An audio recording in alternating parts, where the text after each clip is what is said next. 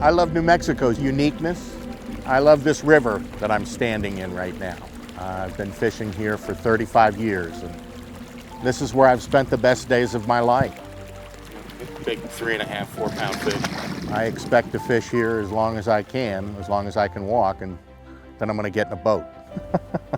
I'm a local forever from Bloomfield, and we've been coming here for years. We've been enjoying this park as a family. Navajo Lake is great. So we're in the Bisti Denazin Wilderness Area, which was a wilderness area designated in the 1980s in northwestern New Mexico. This area, to me, personifies the incredible landscape that we live within. This entire area is world-class paleontology and brings people from all over the world to the Farmington area. Chaco Canyon is such a wonderful resource to all of us, and we should not forget that Native Americans really treasure this area. Our origin is we came from the ground here near this place. That's why this place is so important to us.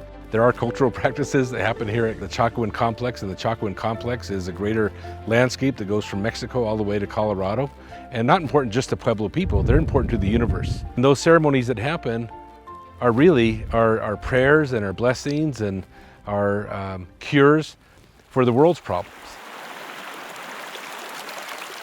Over 66% of the surface water in New Mexico flows through Farmington, and that's the Animas and the La Plata rivers flowing into the San Juan River, and the San Juan River is a major feeder into the Colorado River. And for many years we've used a lot of that water for energy development and agriculture. What I love about New Mexico and the land here is the fact that this is home. This has been home, you know, anthropologically, you know, proven at least 15,000 years. My feeling of belonging to this place keeps me here.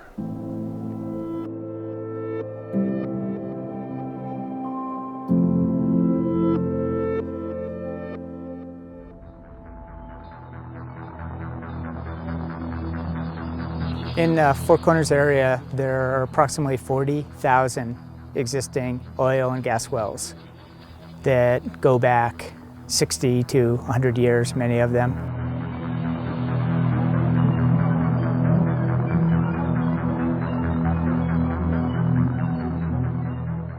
I call it sort of the pincushion in the United States, where vertical drills all over the place. The Four Corners region has abundant uranium, coal, oil and gas resources. And in the early 1970s, there was what was known as Project Independence, which was an initiative by President Nixon for energy development. Project Independence basically said that there was nothing here that was worth preserving. We needed to become energy independent. And the National Academy of Science did a study and said that basically we only get 10 inches of precipitation here annually, and we weren't going to be able to rehabilitate the landscape, and that therefore it was probably best that we just consider this area a National Energy Sacrifice Zone. And that moniker has sort of like manifested itself. It's stigmatized this area. This is an absolute 1-2 connection, and where we send abundant natural resources out and we are left with all of the costs of that. Social costs, our environmental costs, our health costs stay here while we export this tremendous energy gift to the rest of America. For many years now, Jane and I have been what I would call accidental environmentalists. It's become our life's work to try to save this land, the air and the water here for future generations, and not let that go away. Sometimes that throws us into conflict with our neighbors that we grew up with and that are so dear to us. It has been called an energy sacrifice zone, and you can say with power plants, coal mines, many wells drilled throughout the area, that a lot of energy has been produced here, and it has made our community prosperous and well off. But it also has cost us in some ways. We've compromised our water resources, we've compromised our communities, we've compromised our climate, and we've compromised our cultural heritage. The Bureau of Land Management has leased 90% of the lands in their control for oil and gas extraction. Some of that encroaching on UN-designated World Heritage Site, Chaco Historical Park. So when it comes to the question of whether there is room to compromise, I think we really have to remember what we've already sacrificed. My name is Lauri Costello. I'm a family physician. As I think about what's happening in our environment and our air, water, and soil, and the increasing rates of cancer and autoimmune diseases and other things, I realize that it's because we have polluted our environment. Methane is the major component of natural gas, and we talk about the methane cloud and methane being released when natural gas is vented and flared. In 2014, NASA scientists discovered a hotspot of methane. A methane hotspot the size of Delaware hovering above the Four Corners region. In addition to methane, there are volatile organic compounds that are released. And when these volatile organic compounds react with sunlight, they create ozone. The elderly and children are most sensitive. The wells are going up near the schools, very close to residents, and people do feel nauseated and they get sick from even the smells. And then some of the people that complain about not being able to sleep because of the noise and then plus the smell that can come into their homes. And specifically addressing the VOCs, or volatile organic compounds. We obviously don't want to breathe those into our bodies. I don't think anybody wants to. And so we try to place technology and controls on the oil and gas industry, on our equipment, to prevent those emissions from impacting the public. Does that mean that it covers it in every single instance? I don't think you can make 100% guarantees in any industry. Why would industry fight this? If it's great for the environment and great for the school kids, as we say, and all of this stuff, why is there so much pushback? We would not be able to produce the oil and natural gas in the first place without having this equipment operational that bleeds or leaks very small, infinitesimal volumes of natural gas. I'm really nervous about hydrogen sulfide here because in 2005, I had a hydrogen sulfide hit.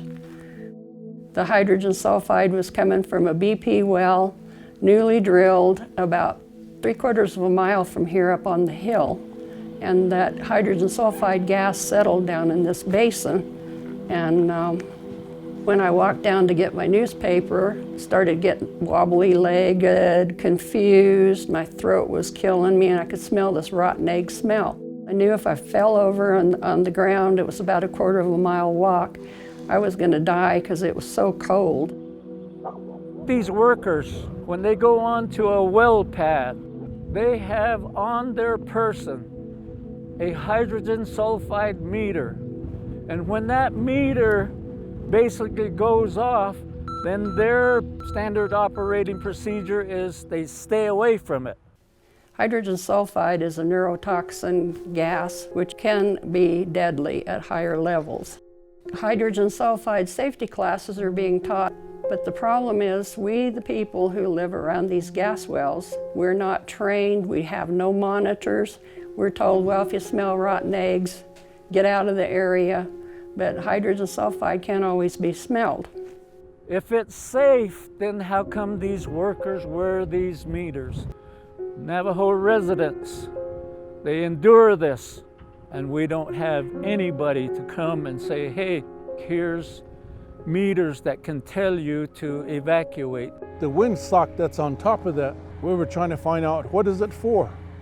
It was not until later when one of the Navajo personnel that works with BLM told us, they said that's an indication that the fumes there are very dangerous. What we know now is that a lot of these pumps and a lot of these pipes are poorly constructed.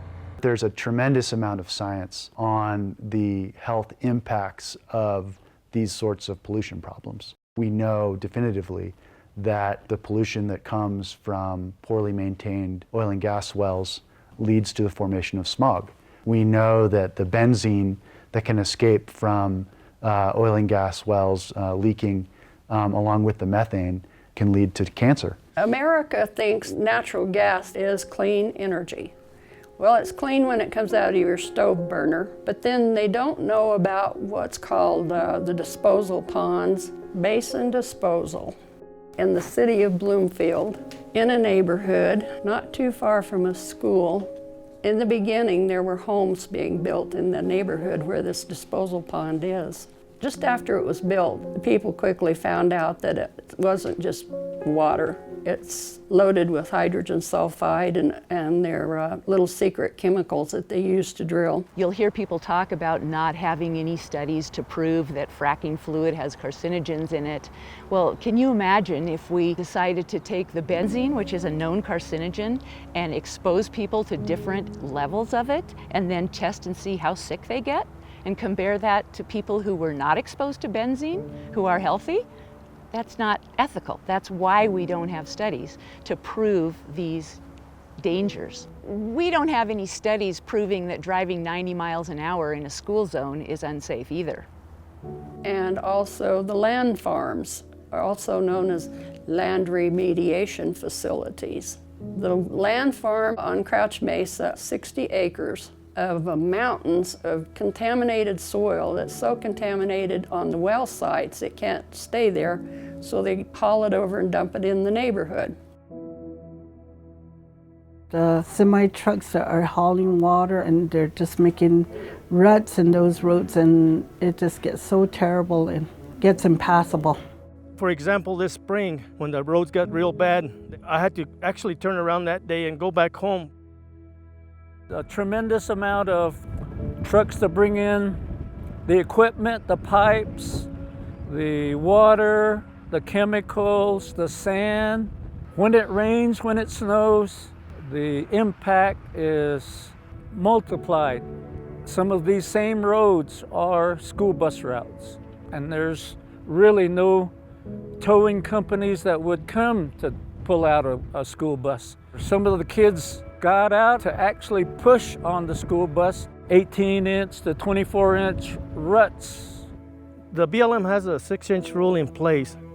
If that rut gets deeper than 6 inches, they are supposed to stop operations unless it's an emergency. When we have to call in EMS and it's life-threatening situations where a person might be having a heart attack or even a diabetic coma or whatever, and when we call them in, it takes a long time for them to respond due to the root conditions. The community has basically repeated over and over, we need help, we need help. How many times do we have to tell the story? You know, the idea that the Four Corners area was categorized by the federal government as a national sacrifice zone, communities really have suffered. We can choose to ignore these issues, but they'll come back to bite us someday. So I'd rather get on top of the issues now. If it's sacrificed itself to provide a benefit to all Americans. I would like to see Americans stand up and represent their gratitude, represent their responsibility to the destruction that has happened over 60 years in some of the most wonderful, magical land in America.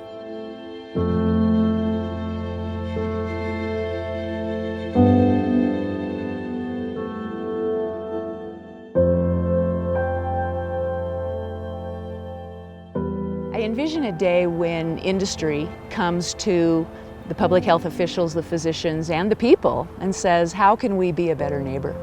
How can we partner with you?